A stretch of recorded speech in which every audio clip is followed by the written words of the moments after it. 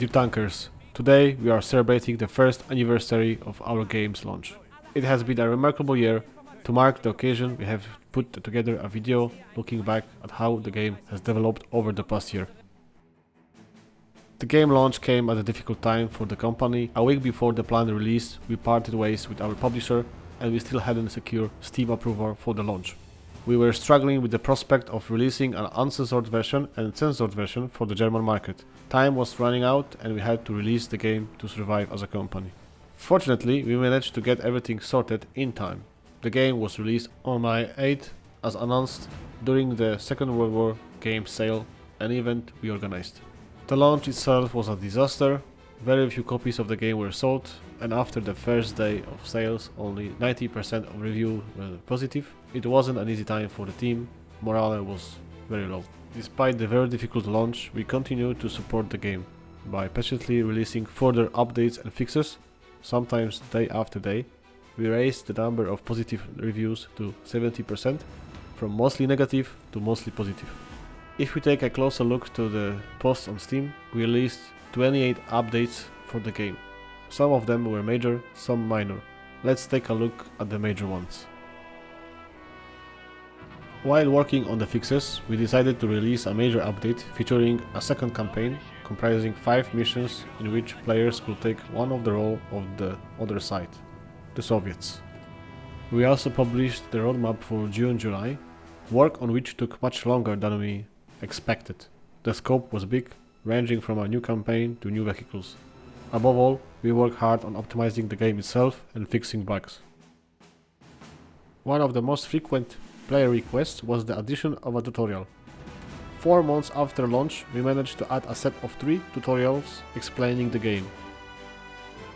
The game features a repair mode and a multi-crew mode. Each mode is complex enough, so it's work as a separate mission explaining the mechanics of the selected game aspects. An update where we introduced major changes related to game optimization, a very big problem that we have been fighting with since the release. Focusing on optimization was a strategic goal established for the next few updates. Another major request from players was the addition of modding tools. These are currently available in a fairly limited version, with plans to expand them as we continue working on the game. The tools we released in February included the ability to customize vehicles' appearance by changing camouflage, decals, including divisions and faction emblems, and also side numbers.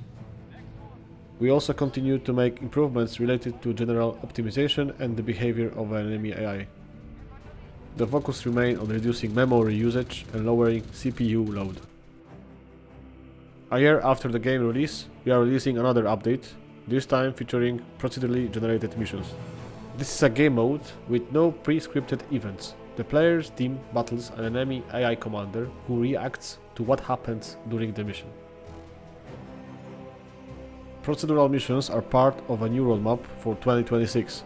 In addition, we are working on new vehicles, including the Ferdinand, more static guns.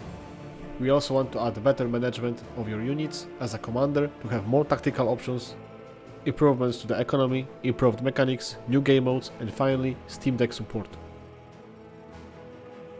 The procedural mission and campaign are another major step towards completing work on upcoming DLC, Ponyri.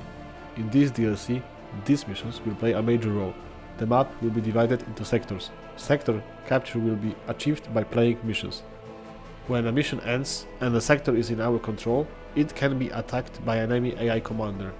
We will be able to defend it, playing the next mission. After release of this patch, we will probably release an update of the state of the Ponyri in next development statuses. Thank you guys for your support, for your comments on Discord, on Steam discussion, Reddit.